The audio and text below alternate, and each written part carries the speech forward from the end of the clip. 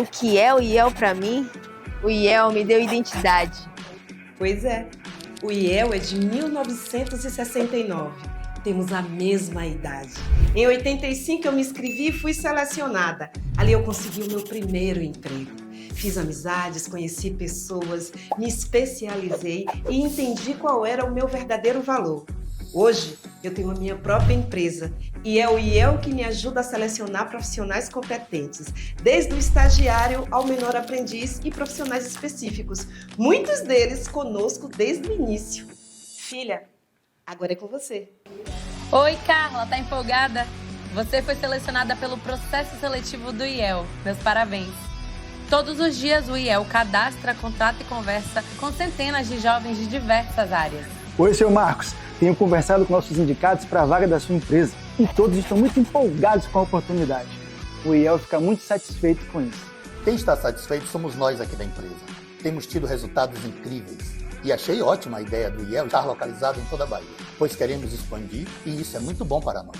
A Marina, por exemplo, que é nosso braço direito, veio do IEL de Barreiras e hoje comanda mais de 10 funcionários. Né, Mari? Tá vendo? Eu sou do interior e consegui emprego pelo IEL com a mesma facilidade do meu primo Tiago, que é de Salvador. Hoje ele trabalha numa empresa ótima, uma fornecedora qualificada que entrega para toda a Bahia. O IEL está em 12 cidades e em todos os cantos da Bahia para conectar jovens e profissionais em início de carreira às oportunidades do mercado, além de conectar empresas a outras empresas para fazer networking. Atuando em processos de estágio, jovem aprendiz, inova talentos, seleção de profissionais, gestão da inovação, programas de qualificação de fornecedores e Clube IEL de Negócios. Minha identidade está na mão e o meu futuro é o mundo. Só preciso que o mundo todo saiba. O IEL é a ponte que conecta jovens protagonistas a empresas inovadoras, proporcionando programas que impactam na relevância do seu negócio.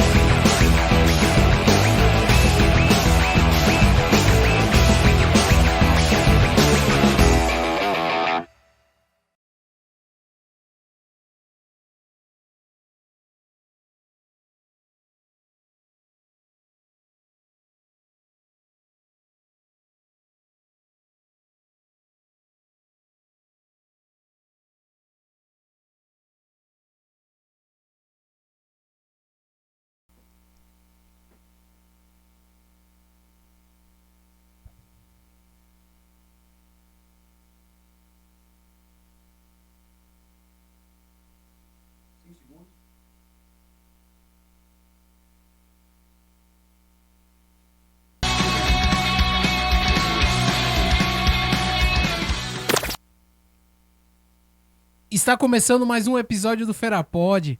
Galera, a gente vai pedir a licença porque esse programa está sendo gravado. Uma hora dessa, a gente nem sabe onde a gente vai estar enquanto você assiste esse episódio. Mas a convidada é extremamente maravilhosa. Eu pensei, Diego, quando ela passou na minha cabeça, eu vou perguntar se eu posso chamar ela de delegada, de Clecinha. Mas quando essa mulher passou pela porta, que eu vi que era mais alta que eu falei, esse nome não combina com ela. Porque na minha frente, a maioria das pessoas de Feira de Santana deve conhecer, tá a nossa querida delegada Clécia. Muito obrigado por aceitar esse convite. Agradeço. Enquanto a gente tava aqui nesse papinho off da gente, eu tava me divertindo com suas histórias. Agora a gente vai poder entrar a fundo nessa conversa. Mas antes de tudo, sem ser boa tarde, boa noite ou bom dia, essa é sua câmera e a gente vai começar o nosso papo. Pois não, Rodrigo, fique à vontade, me chame como quiser, né? Eu recebo várias denominações no meu dia a dia na delegacia. E o papo é legal, muito massa a oportunidade de estar conversando com assuntos tão sérios, mas de uma forma leve, que faça com que seja realmente compreendido. Eu acho que é meu objetivo e o de vocês é esse serviço social. É isso. E assim, agradecer, Clécia, mais uma vez a oportunidade e a forma tão receptiva quanto você nos recebeu lá, no caso, na minha pessoa, de chegar e eu até comentei isso, assim, do tão acessível que foi de chegar, marcar e a gente está aqui hoje conversando. E o seu nome foi um daqueles nomes que já estava há um bom tempo na nossa lista. No primeiro ano do Feira chegar e vir aqui, e aí hoje está se concretizando. E a sua experiência de vida enquanto mulher, enquanto profissional, eu acredito que vai ser uma experiência importante para outras pessoas que, porventura, vão estar assistindo e vão estar falando, pô, eu quero ser igual a essa mulher, igual a essa pessoa, e estar desenvolvendo isso. E mostrar também que é possível, desde que você queira, como você mesmo falou aqui, brincar ali no playground e tem aptidão para isso. Eu acho que perpassa por isso. Mas vamos lá. Clécia, a gente fez a nossa pesquisa, você é natural de Maceió, Isso. Correto? Alagoas, alagoana, que já tem ali até a caracterização, digamos assim, de mulher retada. Mulher retada, assim como as paraibanas. Não que as baianas não sejam, viu? Senão eu estou me comprometendo em casa aqui com você que está nos assistindo. Mas assim, de onde veio, a gente vai antecipar muita coisa, assim, mas de onde veio o teu interesse em ser advogada e depois ingressar na polícia e assumir um cargo de chefia em que a gente tem um país com tão poucas mulheres em cargo de chefia? Não nasceu espontaneamente. Eu não pensava em fazer direito. Tanto é que antes de me descobrir no direito, eu fiz outros cursos. Começava e terminava. E aí era um problema, né? Porque é aquela coisa, não sabe o que quer. Rapaz, eu deveria ter feito direito de cara, porque eu me apaixonei. Meu pai era policial, meu avô policial daquele antigo DOPS, ditadura, aquela coisa toda. Então eu me identifiquei e logo quando comecei direito eu não queria magistratura, procuradoria, defensoria, eu queria isso, ser delegada de polícia. Tanto é que cheguei a fazer até a academia de polícia em Recife, cheguei a fazer também em Alagoas como investigadora de polícia. Com 18 anos eu já era investigadora de polícia em Alagoas. Você já tinha passado no concurso? Já, com 18 anos eu já era. E aí, quando abriu Pernambuco, eu fiz para delegada, mas não deu para ficar lá, questão de logística. Quando abriu aqui na Bahia, eu digo, vou fazer o concurso. Nem imaginava.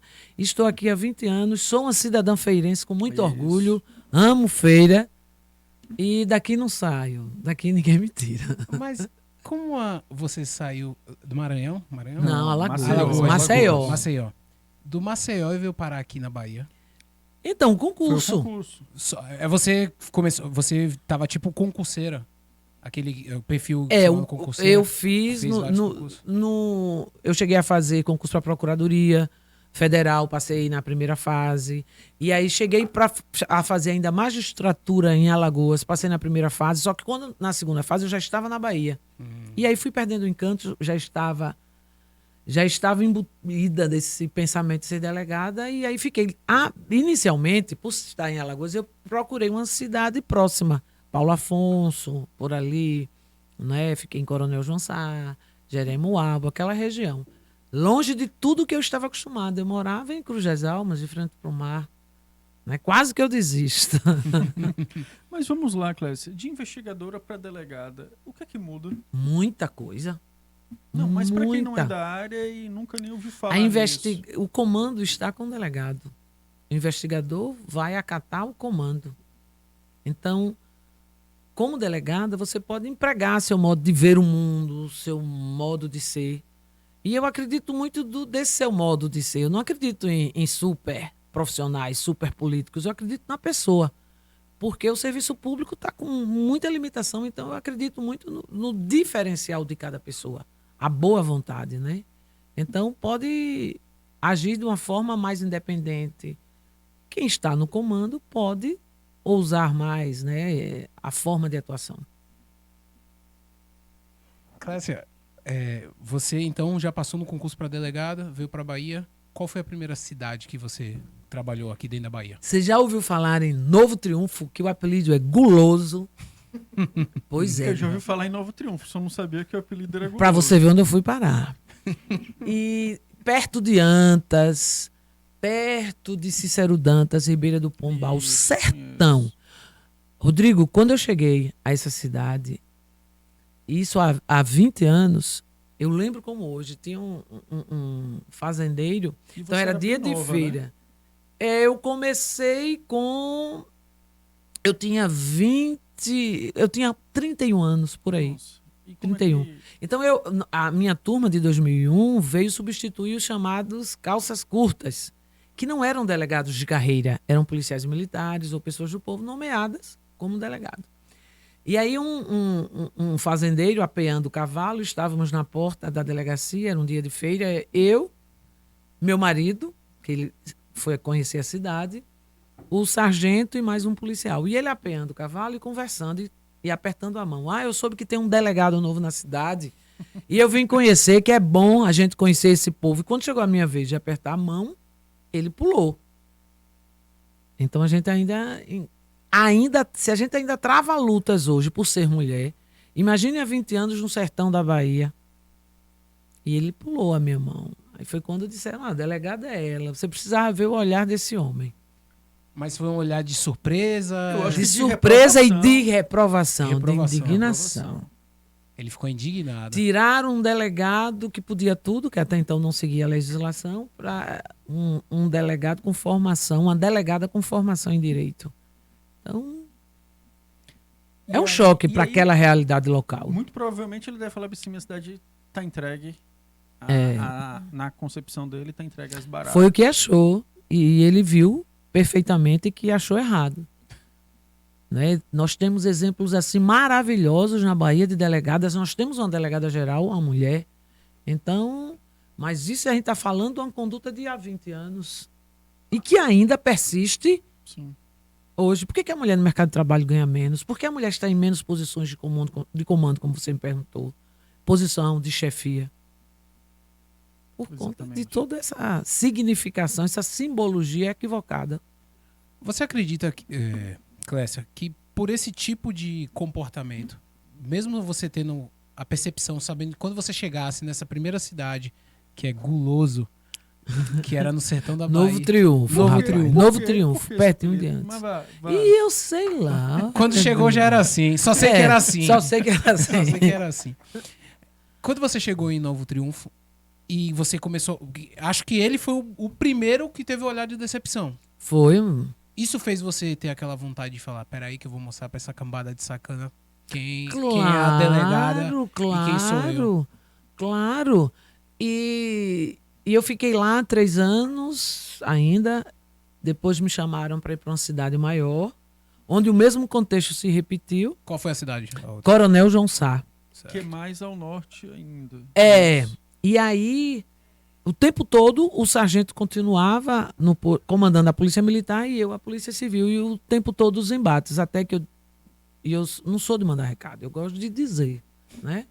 E aí eu cheguei para ele e digo, olha, vem cá, se você quer ser delegado de polícia, você primeiro tem que fazer um vestibular. Se você passar, você vai para uma faculdade. Se você passar 5 anos lá e conseguir, aí você faz o concurso. Se você conseguir passar no concurso, aí você vai para uma academia de polícia. Se você conseguir passar na academia de polícia, aí você vai ser delegado. E se essa cadeira aqui estiver vaga, aí você volta para cá. Mas enquanto isso, quem manda nessa... Delegacia. Sou eu. Imagine esse recadinho no pé do Não, ouvido. aí o que é que E pra essa acontece? sociedade que Não, tá observe. acostumada a E aí receber o ordens. prefeito não queria se indispor com ele e nem comigo. O que é que o prefeito fez? Chamou o comandante de Paulo Afonso para fazer uma reunião comigo e ele para saber quem tinha razão. Acredita? Porque a sua palavra não tinha... Não, digamos porque assim, o comandante da PM, que por acaso era cunhado dele, dizia uma coisa e queria permanecer naquele status quo. Aí chega uma delegada que diz, não, você faz sua parte, eu faço a minha. E a sua parte está errada, a sua parte interfere na minha. E aí quando chega o comandante, o coronel, eu digo, olha, eu não sou obrigada a sentar com o senhor. É isso que eu ia perguntar. Não sou, não tem sou relação à polícia subordinada. subordinada. Mas eu vou lhe dar a chance de saber o que está acontecendo aqui. É isso, na presença dele, isso. E aí o coronel disse, a delegada está certa e ele, o sargento, que Deus o tenha, morreu, não sei onde ele está, acho que não está num lugar muito bom, não. E a delegada, e ele não vai conseguir dobrar a delegada. E Pronto. como é que faz os trabalhos? Como é que vai para ação e para os trabalhos quando você está num contexto assim tão polarizado? Não é para confiar, não. Tem uma história de fogo amigo, quem confia? Como é que você vai para uma diligência? Exato. Então, para você perceber como nós, delegados novos, imagine mulheres, Exatamente. precisamos o tempo todo estar ali marcando território, né? No confronto. Aí você foi chegando, o policial civil, eu comecei a fazer minha equipe, e aí é que a gente se estabeleceu mesmo, até o ponto. E o bom é que quando a gente sai daquela cidade, fica todo mundo, não saia não. Né? Quando a gente chega, o pessoal. E aí foi quando eu recebi o convite para vir à Feira de Santana. Nisso, meu filho já estava numa idade escolar que precisava de um ambiente mais desenvolvido, e aí eu aceitei. E foi assim que eu vim parar em Feira de Santana. Mas veio direto pra Dean? Não. Meu filho, Dean é outra história. Certo. Tá interessante a sua história. Dean é outra história. Porque você teve ações, inclusive, na parte de tráfico de drogas. Sim. Eu vim para a falar segunda delegacia. Agora, me ajuda. A segunda delegacia é responsável por fazer o quê? E onde era a Aqui segunda delegacia? era ali perto do fórum, na Alcides Fadiga. Certo. Hoje ela eu sei está... onde é. Que era na Queimadinha. Pronto, hoje ela está lá no Sobradinho. Então ela é responsável por quase metade de feira. Homicídio, roubo. Não roubo porque já havia, mas quando eu assumi, não tinha uma delegacia especializada de homicídio, não havia uma delegacia especializada do menor infrator. Então, tudo que acontecesse, tomba, queimadinha, aviário, era tudo na segunda delegacia. Então, tráfico, homicídio. Era com muita emoção. Se tem a segunda, tem a primeira, né? Tem a primeira São que quantas cuida delegacias em Não, Feira? territoriais são duas. A primeira delegacia E que a cuida, segunda? vamos assim dizer, da área mais nobre. Sim, mochila. Entendeu? Onde fica? Que eu nem sei. Fica no João Mafa. É aqui onde ficava o Detran. Isso. Todo mundo conhece essa delegacia porque todo mundo que tirou a habilitação É. teve aqui Então no a Detran. segunda delegacia... A E primeira delegacia aquela que é do ficava Detran. na Maria Quitéria? Não. É a DEAN onde eu estou agora, menino. Aqui Ali. tá no Sobradinho agora. Não, continua na Maria Quitéria. Mas não ali naquela posição anterior. Ah, mudou de local ali agora. Isso. É uma perto ali da Ribeira, Dean. Sim. Pra quem não... Isso tá mesmo. acompanhando. Ali é a primeira, que no caso, primeira e segunda delegacia, elas acabam atendendo o mesmo tipo de ocorrência, mas na Isso. verdade é a divisão da divisão. cidade. Exatamente. Exatamente. Menino sabia desse Rodrigo, viu? Obrigado. E aí estão as especializadas como DEAN, furtos, tóxicos, Sim. delegacia do menor. Exato. E aí, Cláudia, agora abriu a porteira pra Não, um mas monte de vamos lá, pergunta. pô. A parte ainda das Quer ações saber de como eu vim drogas, parar na tal. DEAN? Não, Isso. antes Não. até as ações Aí de tinham tráfico. muitas coisas. Aí disso eu fui pra Serrinha, de lá da segunda delegacia. Eu fui pra Lagoinhas, como titular. De lá fui pra Serrinha. De Serrinha fui pra Araci. De Araci voltei pra Serrinha como coordenadora regional. Como coordenadora regional, toda aquela região. Você pode perceber que eu sou uma senhora rodada, né? De Serrinha eu fui ser coordenadora em Irecê. E aí fizemos umas prisões, apreensão de roças de maconha. E aí foi onde eu vim parar na DEAN, porque teve uns contratempos, a gente começa a fazer um trabalho e assim, desagrada, e aí a chefia chega e diz assim, doutora, eu vou lhe promover. Olhe bem, eu em Irecê, a minha base, Feira, minha família aqui. Vou lhe promover. Pois não, doutor, eu vou mandar a senhora para Bom Jesus da Lapa. Eu digo, doutor, quando a gente está satisfeito com o trabalho de uma pessoa, a gente coloca para um centro maior.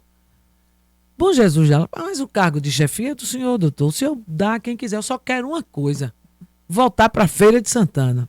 Se você colocar meu nome no Google, você vai ver um monte de coisa de Irecê. Voltar para a Feira de Santana. Aí ele disse, não, Feira de Santana só tem a DEAN e a senhora não tem perfil de DEAN. Eu digo, tenho agora, arrumei agora. Pensa numa mulher de perfil de DEAN. Pense, eu faria qualquer coisa para voltar para a feira. Foi assim que eu cheguei à Feira de Santana, na ADEAN, 2013. Na promoção, né? Na promoção. E aí, quando eu cheguei lá, eu digo, velho, pelo amor de Deus, o cara tava certo. Não tem um chefe- perfil. Tenho não, esse negócio de briga. Porque a minha concepção, como a de tantos outros, é de que é briga de marido e mulher. Era essa. Mimimi. No passado. No passado. É a concepção que muitos colegas, os meus pares, têm de quem está numa delegacia da mulher, que é menos policial, que precisa de menos embate. E é a delegacia mais complexa de trabalhar. Porque se eu estou num homicídio, já matou. Eu tenho um tempo para investigar quem matou. Se é uma delegacia de roubo, eu vou crime contra o patrimônio. Mas numa delegacia da mulher, você tem que evitar que essa mulher morra. Você tem que tirar essa mulher do ciclo de violência. E a gente sabe que existem mortas-vivas, mulheres que não são vítimas de feminicídio, mas morrem a cada dia num ambiente de violência. Então, eu cheguei eu dizendo, eu não tenho perfil. Tânia era a escrivã-chefe do cartório. Eu tô achando que a senhora tem.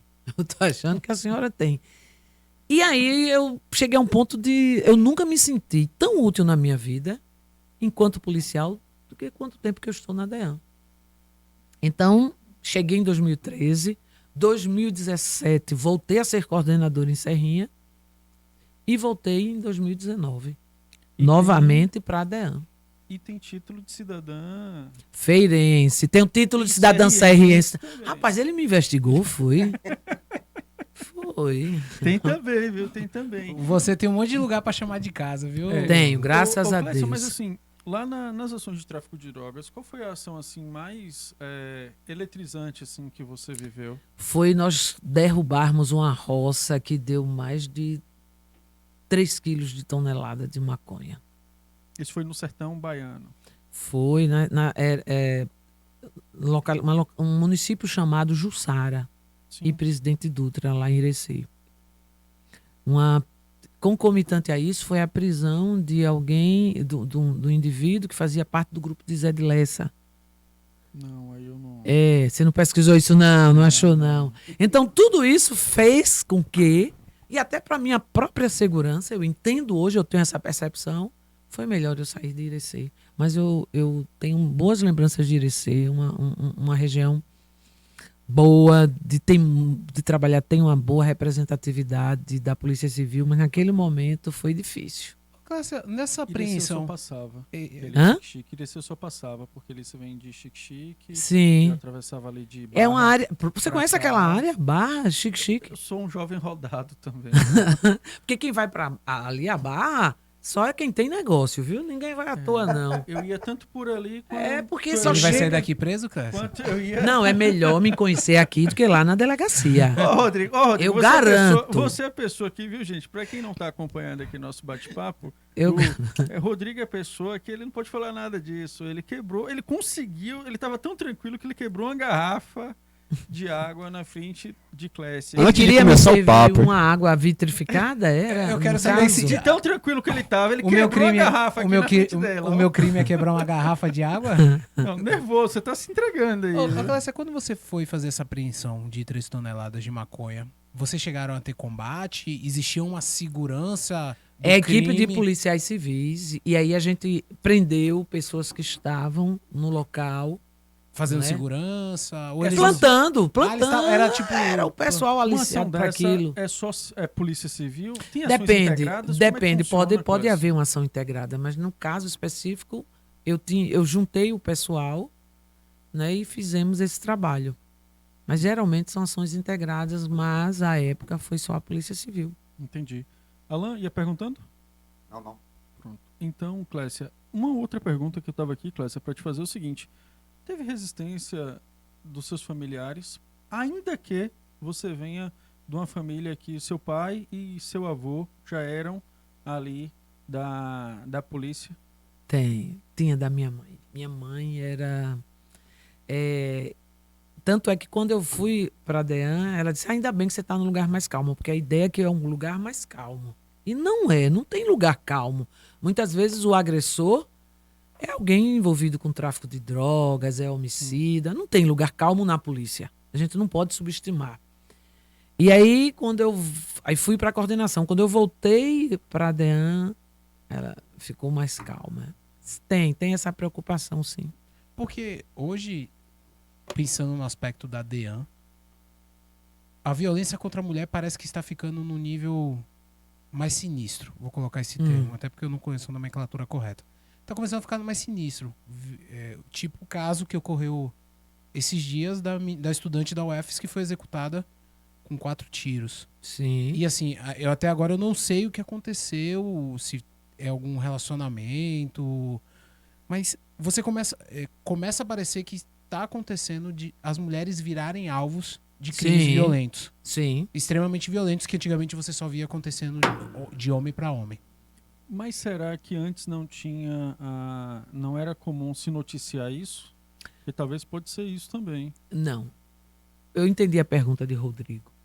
A gente tem que delimitar de que tipo de violência a gente está falando.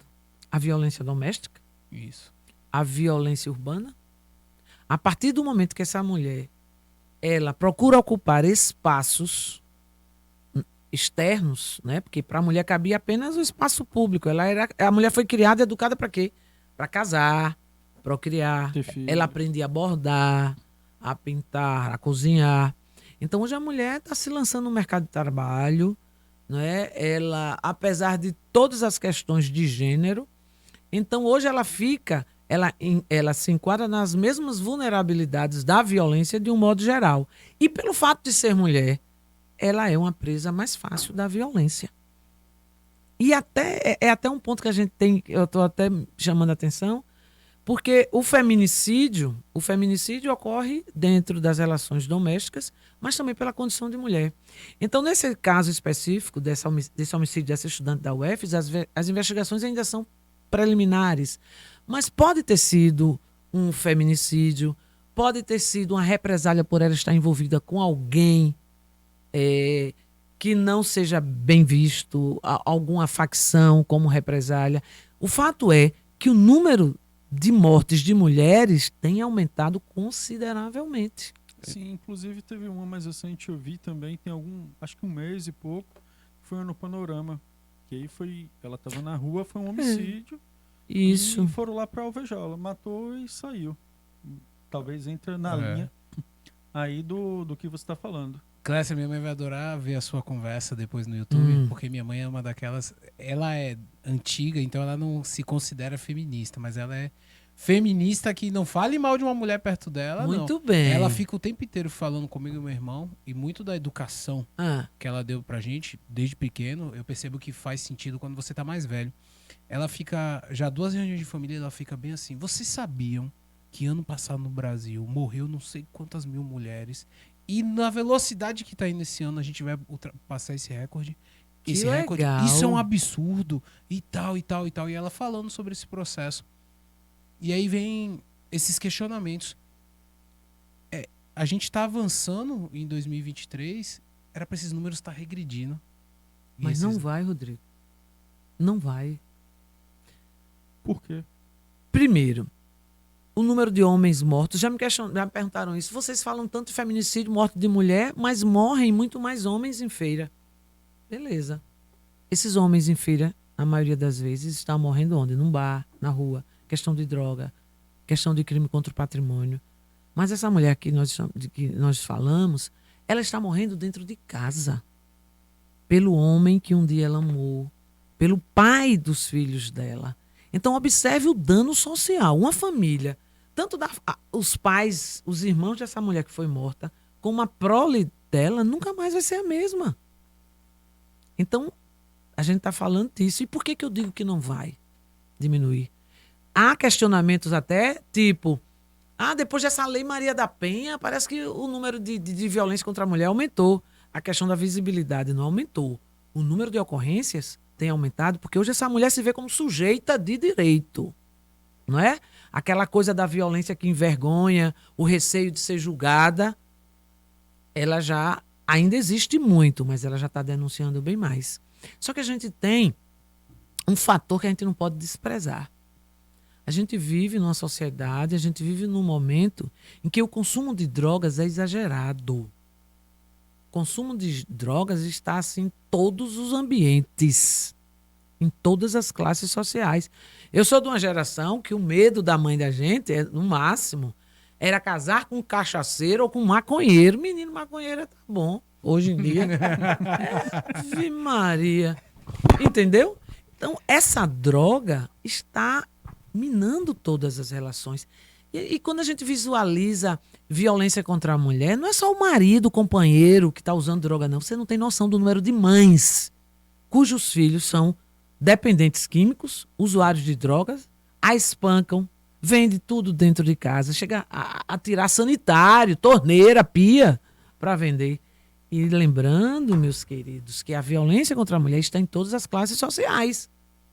Na mulher, dentro da relação da mulher rica, da mulher pobre, da mulher negra, da mulher loira, branca, em todas as classes sociais. É chocante escutar isso de uma delegada da DEAN, porque às vezes fica, vou falar pelo menos pra mim, fica muito da notícia. É a notícia e você não começa. E eu já tive a oportunidade de ver a Renata, que ela coordena a Ronda Maria da Penha. Sim. Ela faz vários comentários sobre esse. Da violência psicológica, que já é uma violência, aí até... Porque nunca começa direto no feminicídio. Não. Começa com uma violência psicológica, avança para um empurrão, por um tapa, e aí o ciclo nunca é quebrado esse elo, e aí ele avança até no feminicídio. Exatamente. Sem contar que nesse ínterim a mulher já está morta de alma, a autoestima lá embaixo. Ela não tem condição de reagir. Aí vem os equívocos, né? Mulher gosta de apanhar. Por quê? A vizinha chamou a polícia. Quando a polícia chega, ela diz, não, ele não me bateu. Eu sei que a Alain pensou, mas tem aquela musiquinha, um tapinha não, dói se ela quiser. E não é toda hora que ela tá afim, não. Não é? Então... porque ela só quer no namoro, né? Não. E se na hora do namoro ela não quiser, não é não e acabou. Então... E aí reforça aqueles equívocos. Mulher gosta de apanhar. Minha gente, ninguém gosta de apanhar. O que existe é uma mulher tão dependente financeiramente que ela vai para onde?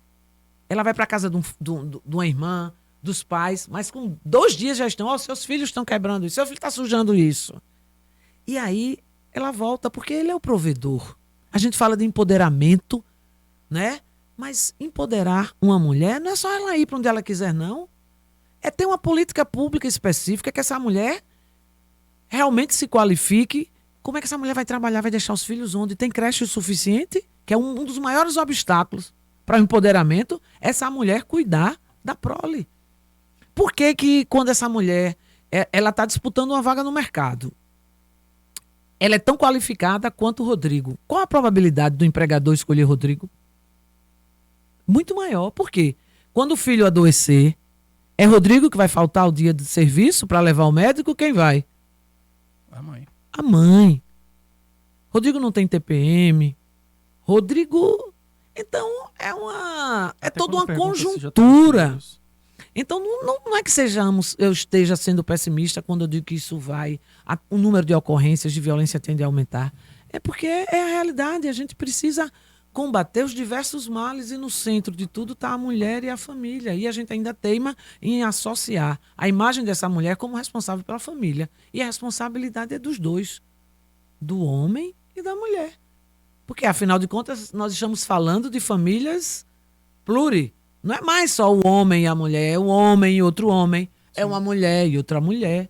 Mas é família, a responsabilidade é de ambos. Você acredita que as futuras gerações têm uma perspectiva melhor, pelo menos? Já há pesquisas, artigos nesse sentido que dizem que daqui a uns 300 anos. Então vamos lutar por um mundo para... Não é nem tataraneto, eu acredito. Nossa, né? Um mundo melhor. Mas a gente tem que acreditar nisso. Isso não pode ser utopia. Porque quando a gente lembra que a escravatura, os abolicionistas... Olha que quando o fator econômico prepondera sobre o fator social. Exato. Então, naquele contexto, no Brasil, falar em escravatura, em abolição da escravatura, significava dizer perder a mão de obra. Era um absurdo. Era um absurdo. Mas tiveram aqueles idealistas, pessoas que foram à frente e conseguiram. 1800. E hoje a gente ainda precisa fazer uma lei antirracismo. A gente viu recente agora. A gente o caso convive com isso. Então dos baianos não no Rio é Grande do ser Sul. utópico, mas é encarar a realidade de frente e dizer o que é que eu preciso fazer enquanto política pública a curto prazo, a médio e a longo prazo. Porque a gente ainda está fazendo isso. A violência contra a mulher é histórica, é cultural. Se você olhar direitinho, a Bíblia, e eu cito sempre esses exemplos dos meus alunos, e aí vem a questão religiosa, que mulheres são instigadas a não denunciar, tem que orar, né? Tem que orar. E aí você vê um contexto da mulher virtuosa, da mulher sábia que edifica o lar. Você vê aí em Gênesis, o Senhor diz, não coma aquela fruta, o fruto proibido. Disse a Adão. Ele se referia a Adão. Quem comeu? Eva e ofereceu para Adão. Eva e ofereceu para Adão. Olha a mulher dissimulada, cheia de sortilégio. Essa mulher que induz o homem ao erro. A gente tem essa deixa até hoje. E quando o Senhor chegou, não perguntou, ele não é onipresente, não é onisciente, ele sabia que tinha sido Eva que comeu. Mas ele não dá nem ousadia de perguntar a Eva. Ele vai perguntar a quem? Adão. Adão, eu não disse a você para não comer o fruto. O que foi, Diego, que Adão respondeu? Eva me ofereceu. Ah, Senhor, foi a mulher que tu me deste. A culpa é de Eva. A culpa é da Eva.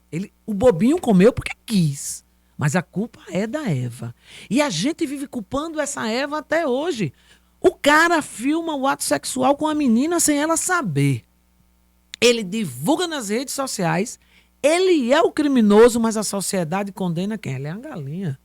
Ela mandou nudes, ela é a safada. E ele é o gostosão. Ele é o pegador. Então, a gente vive crucificando Eva até hoje.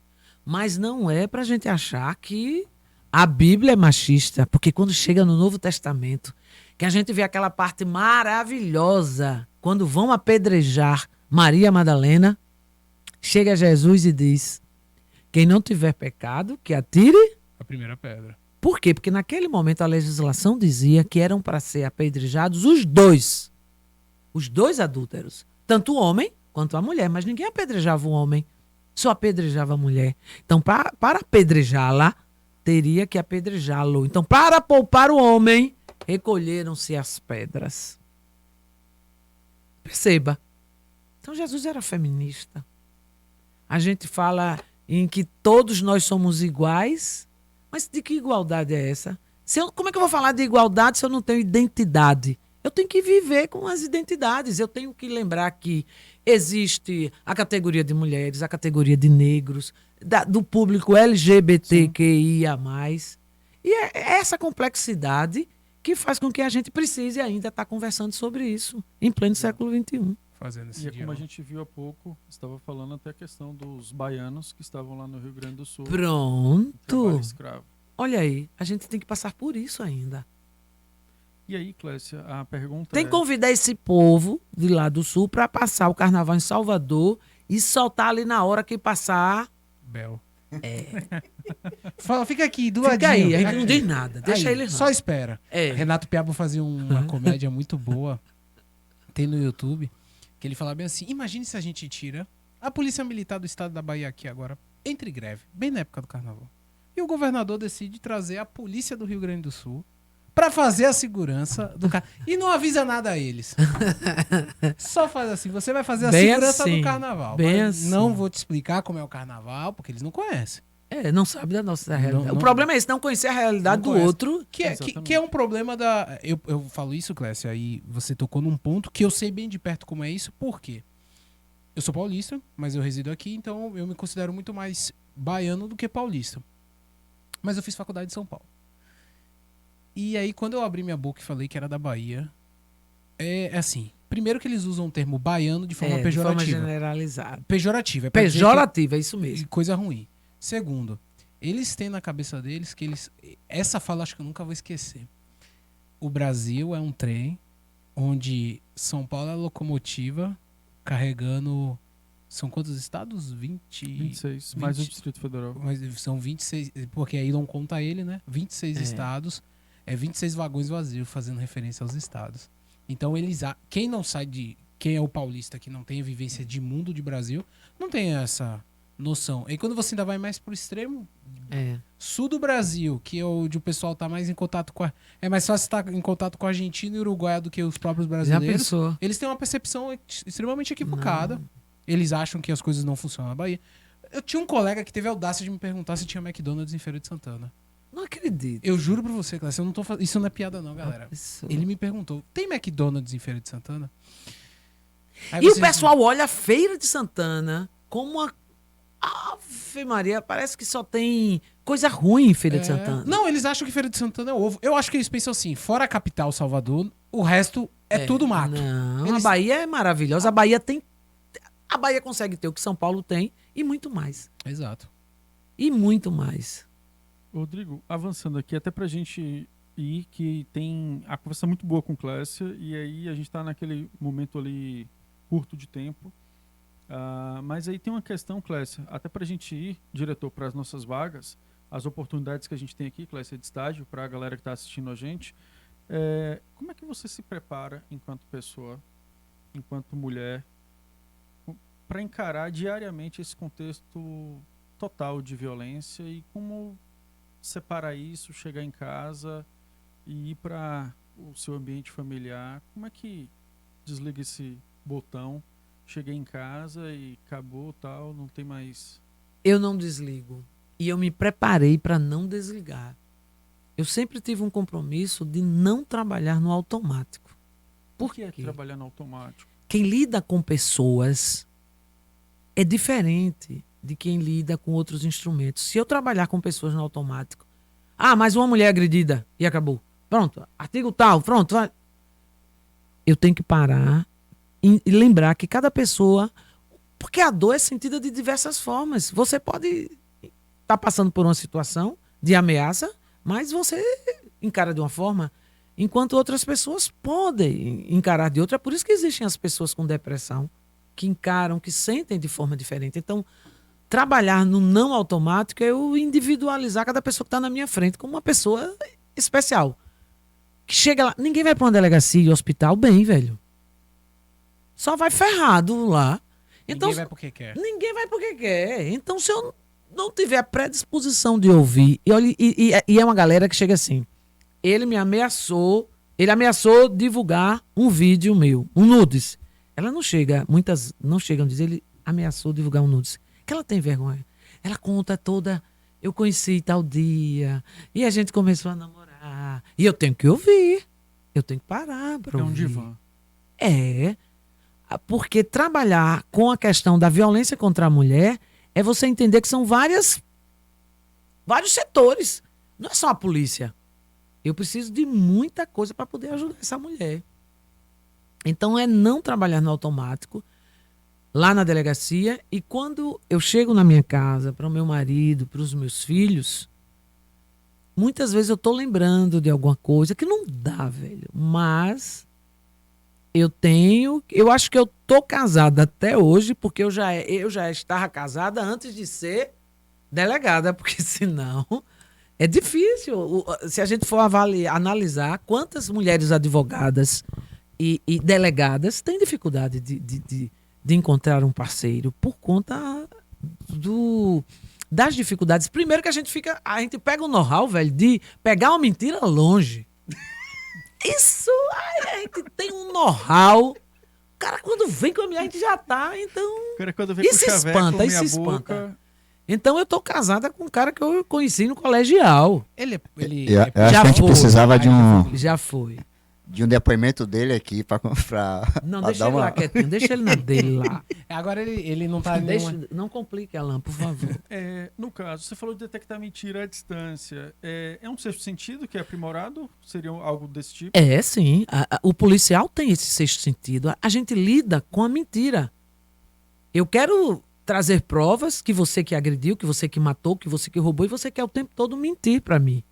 E aí... Eu desenvolvo obrigatoriamente, necessariamente, um talento de que eu consigo te colocar em contradição, a gente já sabe onde é que vai buscar. A maioria dos policiais de Feira de Santana tem mais de 20 anos.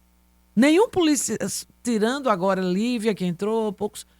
na DEAN, pouquíssimos têm 10 anos, 5 anos de serviço, a grande maioria é 20. Então, mulheres, colegas minhas que se divorciaram para começar um novo relacionamento, velho, tá?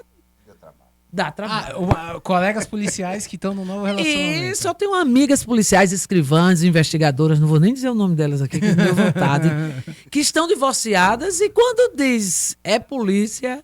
O cabra já nem já responde assim, mais, né? Fica assim, isso daí, né?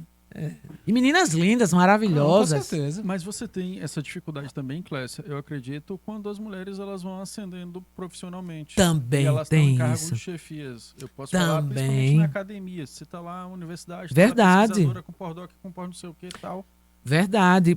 Porque a sociedade que dita papéis, ela diz qual é o papel do homem, qual é o papel da mulher. O homem é o provedor.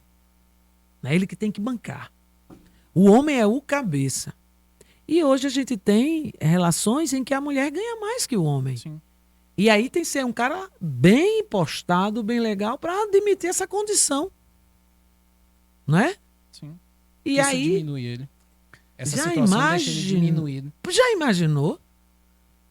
Clécia, a gente vai contar uma história para você depois. Conta. Sobre isso. Eu tenho.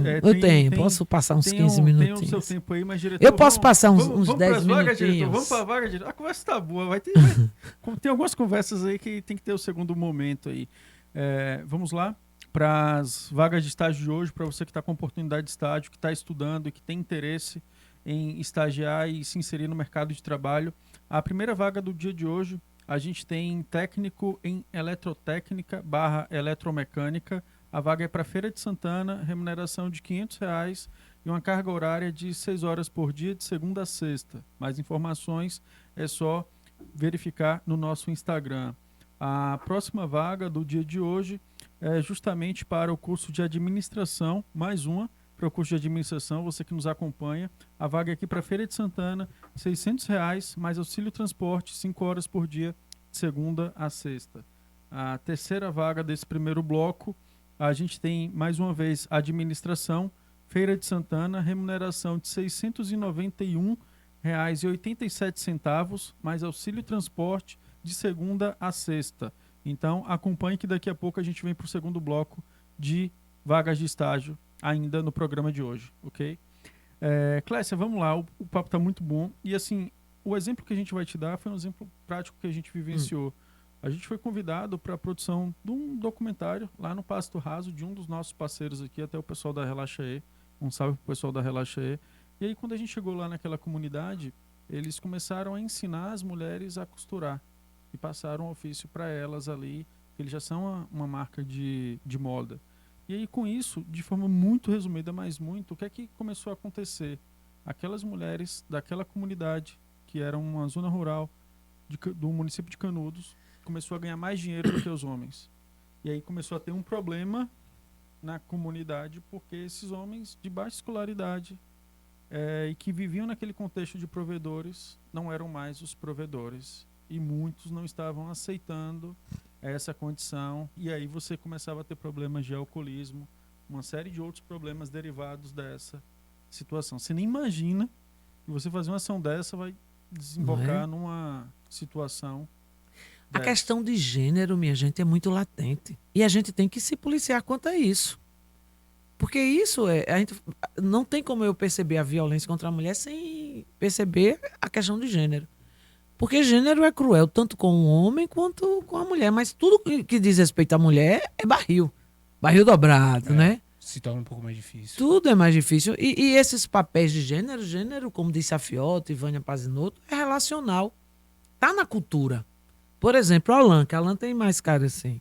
Alan tem 2 filhos e uma filha. E a pia tá cheia de prato. Alan vai mandar quem lavar os pratos? A menina ou o menino? Fala a verdade, Alan. É menina, né? Por quê? Acho que O gaguejou, tá fora. Não, deixa pra lá. Tá ferrado. Deixa pra lá. Vou te contar uma história. Você percebe por que a gente incute o papel doméstico é da mulher. O papel da rua é do homem. E a gente reproduz isso direto. Esse mesmo Alan aí, a menina, 14, 15 anos, ele soube que ela tá com um namoradinho na escola. E ele tomou o celular, que eu soube, viu? Colocou de castigo, porque a menina tá com um namoradinho. Aí, violência de gênero. Porque se fosse o menino, aí puxou o papai, pegador. Vai lá, filhão. Aí. Você tá com essa? Olha, tá vendo? Isso é o dia a dia, o gênero. Assim, a gente tá incitando a violência contra a mulher. E uma coisa assim, Clécia, que eu acho que é importante falar, assim, eu tive essa percepção porque, no caso da minha avó, ela veio de uma cultura que ela, digamos assim, com os netos e as netas, eu falava assim, pô, minha avó era machista. Já faleceu, mas ela sempre falava bem assim, que as meninas tinham que ficar em casa e eram os meninos que podiam ficar na rua e tal. Mas foi a condição dela. Então, e ela reproduz aquilo, achando que é o certo. Esse momento e houve esse contexto de que muitas mulheres reproduziam comportamentos machistas. Mas hoje a gente reproduz o mesmo Alan, que é ele que... Alan, quando o filho dele tá chorando, quando era criança, sabe o que a Alan dizia? Cala a boca, homem não chora. Engula o choro.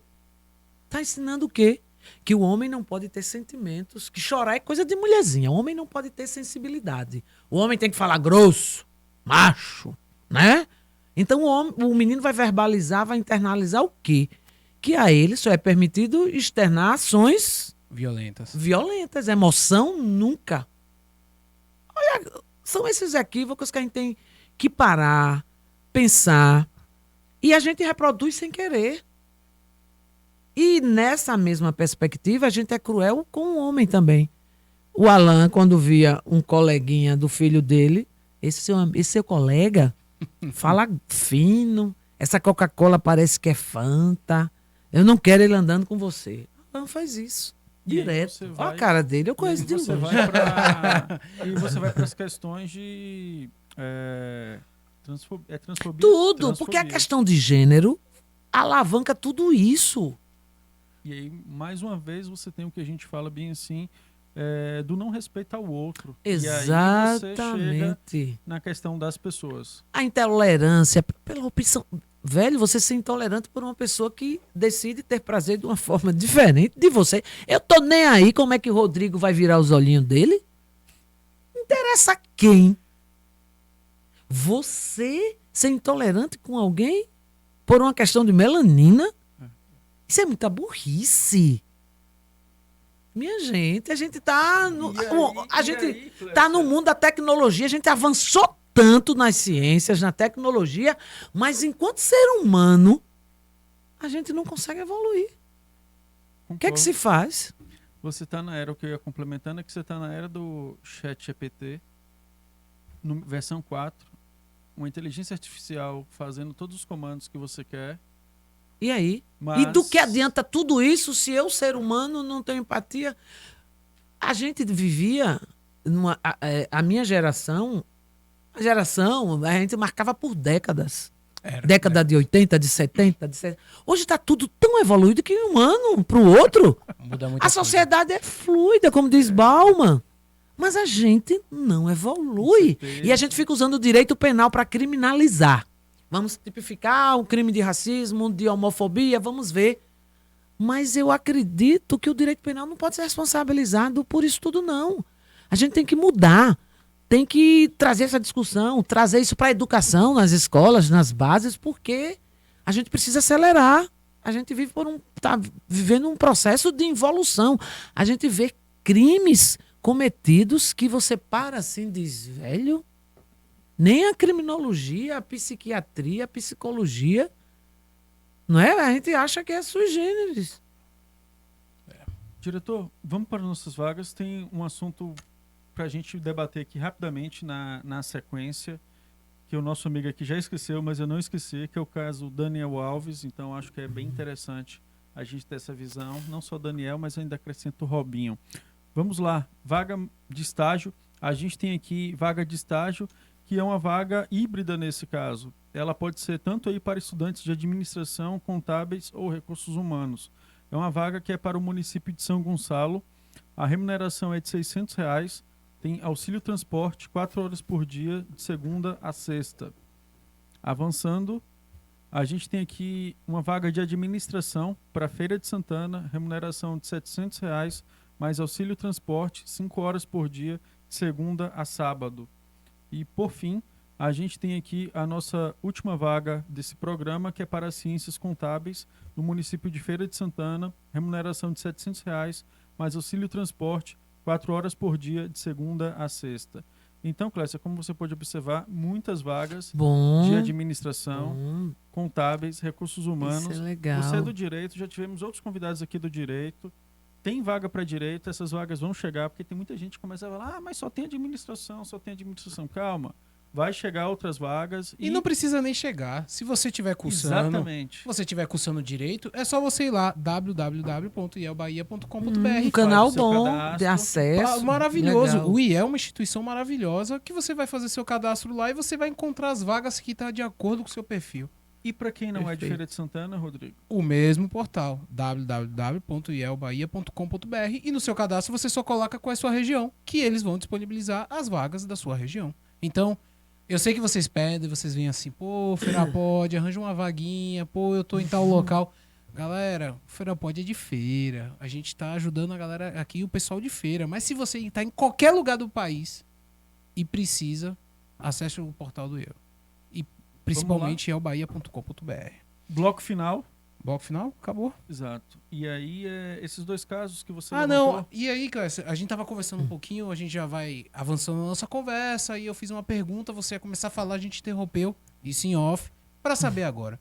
O caso Daniel Alves, um mega campeão, talvez o maior campeão da história do futebol mundial, tá preso na Espanha ainda, acho que já foi até pro presídio, foi transferido pro presídio. Eu sei que ele já mudou várias vezes a versão do ocorrido, está envolvido num caso de... É estupro, né? Já pode falar que é estupro, não é nem assédio, é um caso de estupro.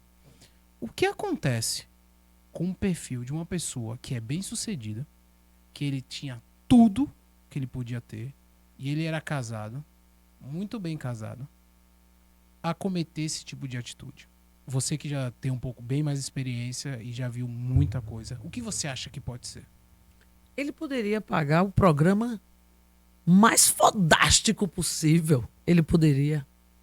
Mas ele é Daniel Alves. O homem. Isso não é o Daniel Alves só, não. É o Robinho. daqui de feira. Também, o da esquina ali. Ele se acha tão o cara que não admite. Não existe uma mulher que não queira ficar com Daniel Alves. Ele entende assim.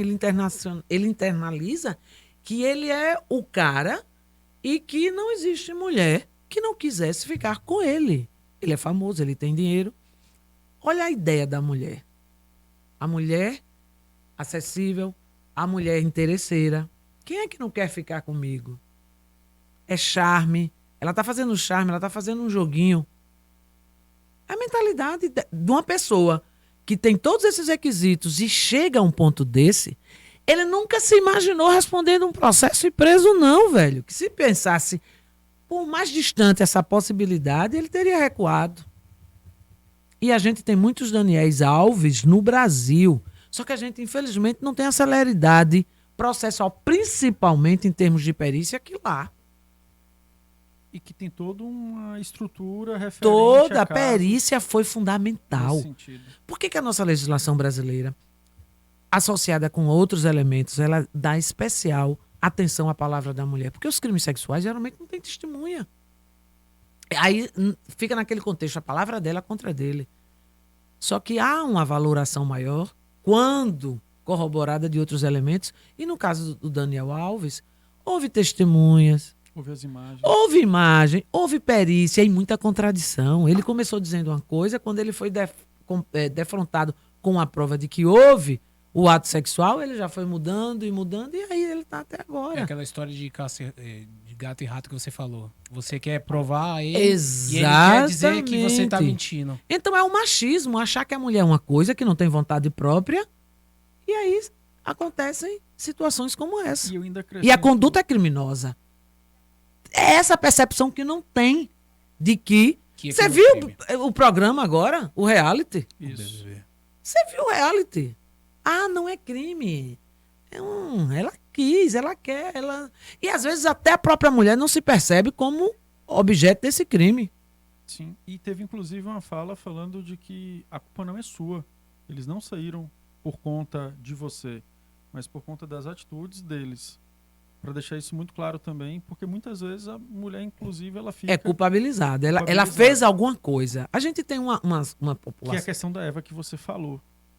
E é a questão, por que a gente tem tantos estupros? E muitas vezes ainda há quem diga, mas também com essa roupa? Você na rua uma hora dessa? Vestindo uma roupinha dessa? Se fosse essa mentalidade, qual era o lugar que teria mais estupro, se fosse depender da roupa? Praia. E aí é onde a gente tem quase zero. Mas a culpa é da mulher. A culpa é sempre dela. O inocente, o bobinho. Que, inclusive, no caso da Daniel Alves, também teve muito comentário desse jeito. Essa Teve. mulher quer ganhar dinheiro.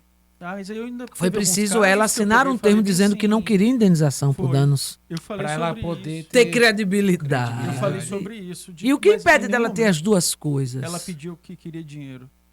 Porque Mas ainda sempre é a assim- mulher interesseira, aquela coisa pejorativa, a mulher que seduz, a mulher que usa do charme para trazer o bobinho, o indefeso, Isso que eu tava para a pensando aqui, esse armadilha. adjetivo aí, exato. Para o conto de assim. fadas. E é muito louco, porque o caso do Daniel Alves e o caso que aconteceu agora no BBB são duas pessoas literalmente públicas, né? Daniel Alves, o grande campeão, e o outro, um cantor bem famoso Não, dentro foram do dois, funk. Não, mas eu tô falando no caso específico do cantor, porque o cara era... Eu não vou nem falar o nome dele. Ele era bem famoso no funk paulista. Ele é muito famoso. Mas o outro também é famoso. O outro é lutador de MMA. Certo, mas eu vou pegar, vou me atentar nesse caso. E ele é casado com eu não sei se era ou não é, com uma grande artista do funk também. E aí você abre mão de um bom casamento que eles tinham. E a sociedade começa a exigir dessa mulher, dessa esposa, uma postura tipo, separe dele, que é outro equívoco. A gente não tá aqui para se meter na vida de ninguém, julgar ninguém, a gente tá nesse mundo para ser feliz. Se ela acha que é para ser feliz, vai continuar feliz. A felicidade dela tá nele. A gente não tá. Não é porque eu tô numa delegacia da mulher que eu vou aconselhar as mulheres, deixe o marido. Aí a gente volta para aquele outro ponto. Aí as mulheres que desistem, ela tem as razões dela. E a gente tem essa crítica, né? A mulher registra a ocorrência e desiste. Ela tem as motivações dela. E a gente não tá para julgar de forma alguma. E eu fico besta, Clécia, porque o Big Brother, nossa, eu não sei o que acontece. Eu não consigo, eu tento associar, mas eu não consigo entender. Você tá no Big Brother, um lugar que nasceu o termo Big Brother é porque é muito vigiado. E você comete aqueles atos e assim, eu não consigo. Você não consegue disfarçar muito tempo. Ali aflora Exato. o seu eu. Quem sou eu? O cara é tão machista que ele não aguentou ver uma bunda e não passar a mão, velho. E a mulher tirando. Mas ele não aguentou. O outro não aguentou. É o objeto. Esse objeto tá ao meu dispor. E eu não admito, não permito ser rechaçado. Eu não posso ser. Um dos parceiros nossos do programa esportivo que a gente tem, eles falaram bem assim, é o perfil do Deus, não sabe ouvir não. Exatamente, é isso. Ele foi mimado, ele foi criado assim. Ele tem aquela imagem da mãe que sempre possibilitou, é como o Alan, na hora ele manda a filha lavar o prato para poupar o menino. O menino é para outros afazeres mais interessantes, né? E o homem para atividades relevantes. A mulher para atividades domésticas, que é a pior coisa. Muito mais difícil, muito mais complexo, vamos assim dizer. E muito. Criar, educar, é esse o objetivo que botam a mulher nesse papel.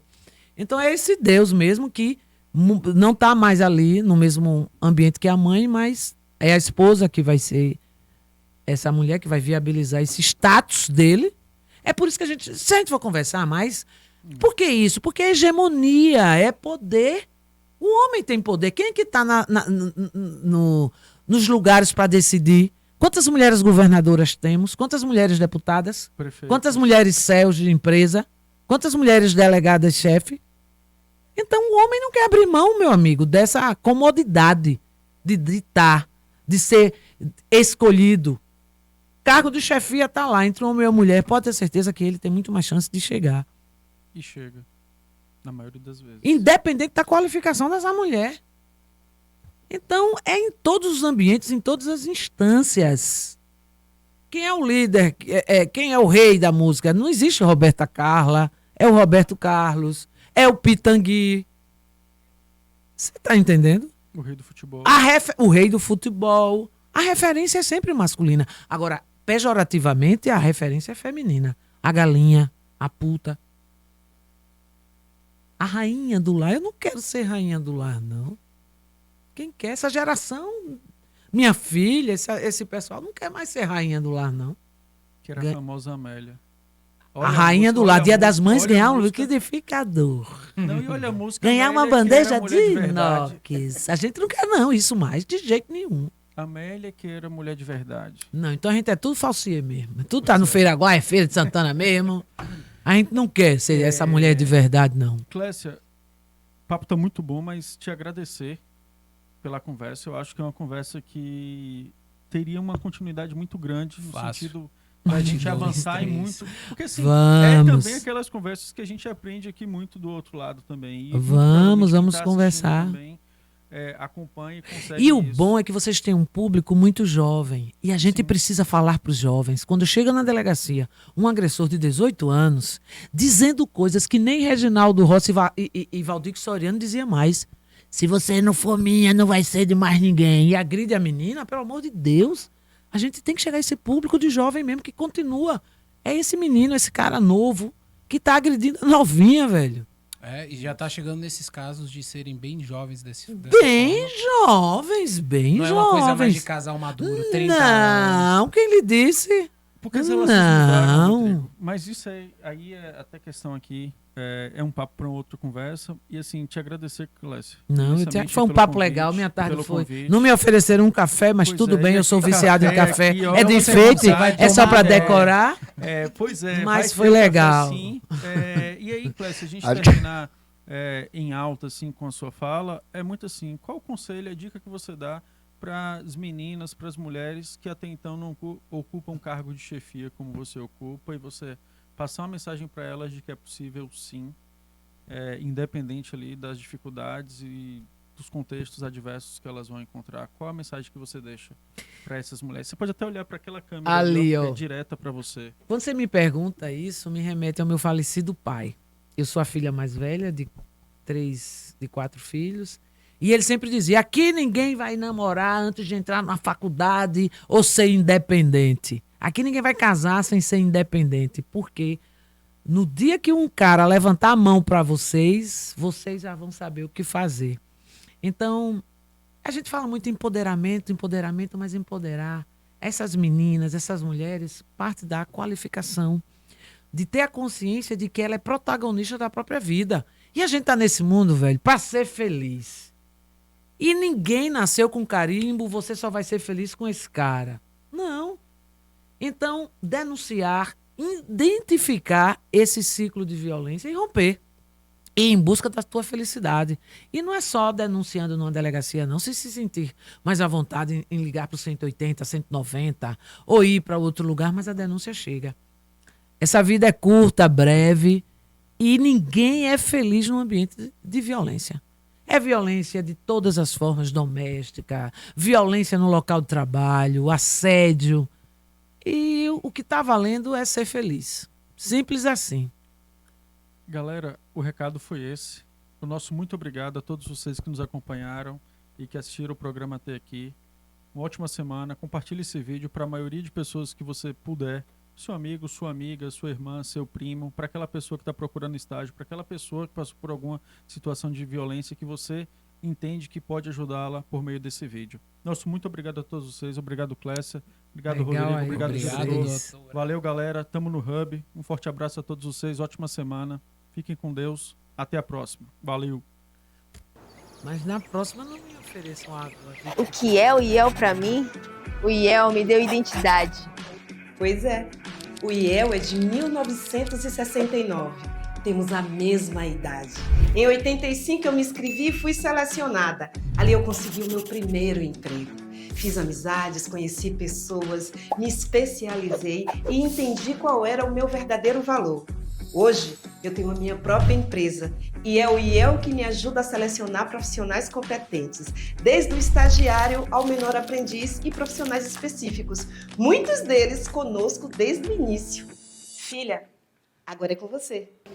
Oi, Carla, tá empolgada? Você foi selecionada pelo processo seletivo do IEL. Meus parabéns. Todos os dias o IEL cadastra, contrata e conversa com centenas de jovens de diversas áreas.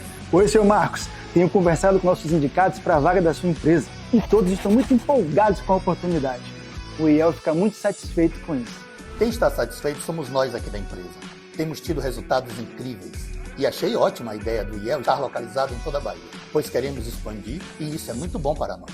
A Marina, por exemplo, que é nosso braço direito, veio do IEL de Barreiras e hoje comanda mais de 10 funcionários. Né, Mari? Tá vendo? Eu sou do interior e consegui emprego pelo IEL com a mesma facilidade do meu primo Tiago, que é de Salvador. Hoje ele trabalha numa empresa ótima, uma fornecedora qualificada que entrega para toda a Bahia. O IEL está em 12 cidades e em todos os cantos da Bahia para conectar jovens e profissionais em início de carreira às oportunidades do mercado, além de conectar empresas a outras empresas para fazer networking.